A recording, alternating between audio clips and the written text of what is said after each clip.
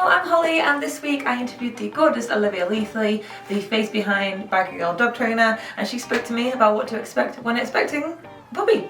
So if you are thinking about getting a puppy, or perhaps you've got a puppy and you're thinking, sweet baby Jesus, what have we let ourselves in for, then this one is for you, so stay tuned. So you're considering getting a dog. It's obviously a huge undertaking. A lot of people like to consider them as practice babies, and it's very, very close to the truth. If you're in the sort of category A and you're deciding and considering getting a puppy and bringing them into your world, first thing that's the most important thing to consider ever is breed. So I got people choose dogs based on how cute they are. Yes. Or, you know, someone's got a dog and they said that they were nice, so let's get that dog. Yep. You have to do your research, guys. Absolutely. Definitely. So any kind of working breed, in Crufts they come under sort of pastoral and gun dog. So things like German Shepherds, Labradors, Border Collies, anything that was bred to have a job will be already an incredibly intelligent dog. A lot of my clients at the moment have poodle crosses. Poodles are one of the top 5 cleverest breeds in the world. For sure. And being intelligent, does that make it easier for training or way more difficult? Or can it be swings and roundabouts? Swings and roundabouts, but 9 times out of 10, they're usually because they like learning. If you find what they're motivated by and you put the effort in, you're in. You're in. Awesome. Yeah. Well, let's say, for example, you've got quite a small house. Yes. With a small garden. What might be the best sort of breeds to consider there? So a weird one that not many people know is that Great Danes love small spaces. So it doesn't necessarily mean that the size of your house should depict the size of dog. However, it's definitely not true for all cases. So for instance, anything that needs a lot of exercise, Labradors in particular, German Shepherds, Huskies. Everybody got Huskies like 7 years ago because of Game of Thrones. And because everybody wanted They're stunning dogs. They wanted a baby direwolf. So they went and got Huskies and then thought, Jesus, what have we done? Wow. They're insane. Yeah. They're an amazing, amazing breed. Again, super intelligent. So think about the size of your house, but it doesn't necessarily limit you to having to have a small dog. So what about if you've got young children at home? What might be a breed to consider or specifically not to consider? There are breeds that are more suited to children.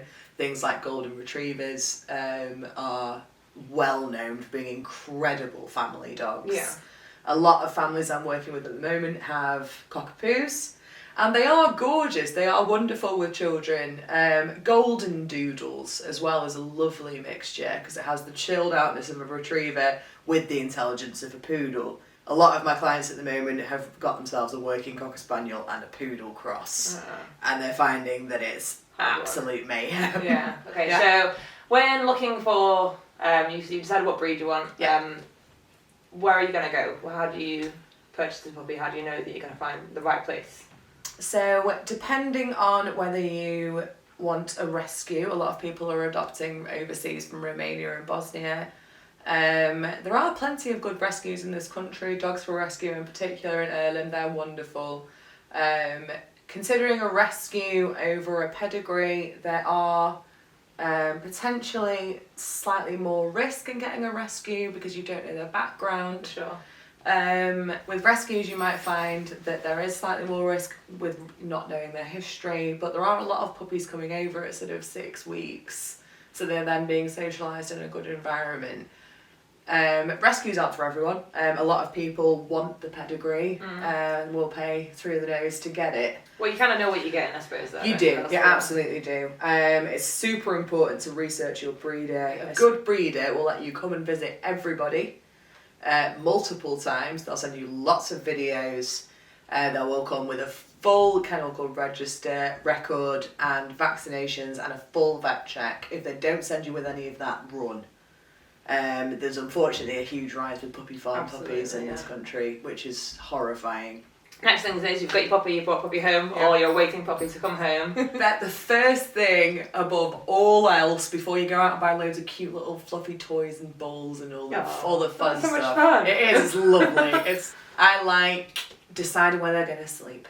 Okay. Are they going to be in your kitchen? Are they going to be in a crate in the kitchen? Are they going to be upstairs with you? My dog sleeps in my bed. It's not, there's no judgment. Where are they going to sleep? Because you need to start as you mean to go on from day one. Yeah. And also, please sleep downstairs with them for the first few days. They've been taken away from their mum, their dad, and all of their siblings, and suddenly they're alone in a dark room by themselves. So for the first 48 hours, spend as much time with them as you possibly can. If you have children, limit them picking up and carrying them everywhere, because it needs to be up to puppy whether they want to interact, especially at such a young age. Yeah. That's a good point. It can be hard with kids around as well. It really can, because obviously they're cute and fluffy and adorable and they just want to get their little hands in there, and it's up to puppy. So sometimes a playpen can be really helpful to say to children, when puppy's in the pen, we leave her or him alone. Yeah. And just start setting up good boundaries, and that'll help build puppy's confidence as well. Okay, so you obviously run a puppy class. What is the most important thing about puppy training? Why is it so important to go there, and what are the benefits? It's all about, because I'm an all positive trainer, it's all about getting a really amazing bond with your puppy, so that when you ask them to do something, they want to do it because they love you and they respect you, rather than you shouting at them to do something than them doing it out of fear. Sure. Which is nicer for everyone. It is. And it's a really nice thing to do in families, and it's just this little fluffy thing is going to be in your life for the next, hopefully, 15 years. It really helps build their confidence, it's fun, and socialisation is super important when they're babies. Key socialisation period is between 8 and 16 weeks. So it's really important they have nothing but positive experiences in that time. One of the best things to do with your puppy, and you've heard it from a behaviourist, is go to the pub. It's the best thing. Nice. It's epic. We're all up for that. It's so good! Sorry about you at the pub. Yeah! Little Juno outside. Exactly! It's a true story, guys. It is, that's how we outside met. the Hesketh. Yeah. In Cheadle and Juno was there, and we were doing a little bit of weight training. Yeah! And you were like, oh, look at that. And I was like, oh, yeah, I'm a dog photographer. And you're like, oh, yeah, I'm a dog behaviourist. I'm like, hey. Sweet, we should swap cards. Yeah. And we did. Absolutely. Yeah, take them everywhere. Wrap them up in a blanket when they're 8 weeks, as long as you don't put them on the floor between until after they've had their second vax. Take them everywhere. Take them to the pub. It's loud and it smells interesting, and there's loads of different people, and it's just, I can't tell you how good it is for socialisation. Yeah, sure. It's also just as important to, as well as taking them everywhere to busy environments, to occasionally leave them, because they have to fit in with your life as it is now. Yeah. People completely adjust their lives around a dog, and it should be the other way around a little bit. It's still balance. Yeah. There should be a balance, but it's just they need to get used to you going, because I've got a lot of clients with all the lockdowns that are really struggling with separation anxiety. Okay. So once you've done sort of the initial training and you're getting somewhere and it's going well and you're like, oh wow, look how well trained, we've done really well, aren't we? Yeah. We're proud of ourselves, and then bam, suddenly like adolescent stage hits. Like much with teenagers, dogs have that phase. I remember going through it with Juno, and I was like, "What have I done wrong? Have we missed something out? Have I been doing something wrong? Like, what is happening?" Yeah. So there's a lot of hormonal changes. Parents out there will know when your little spruglets have hit sort of 13, 14, and they hit adolescence.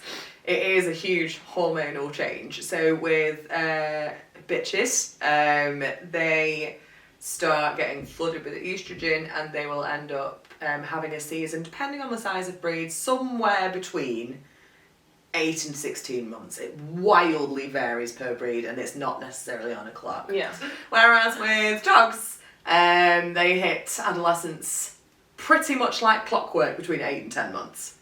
And they get flooded with testosterone, and all of a sudden you could have had perfect, ironclad, gorgeous recall, and then you have a Fenton situation, and it's just they stop listening to you because there's another lady dog on the park that smells way more interesting than whatever treat you've got. Okay, so two top tips on how to just deal with that situation when they hit that sort of the wall of oh dear, what's happening? With the girlies, just try and make sure they are eating. A lot of girls really struggle with eating around that time when they do have a season.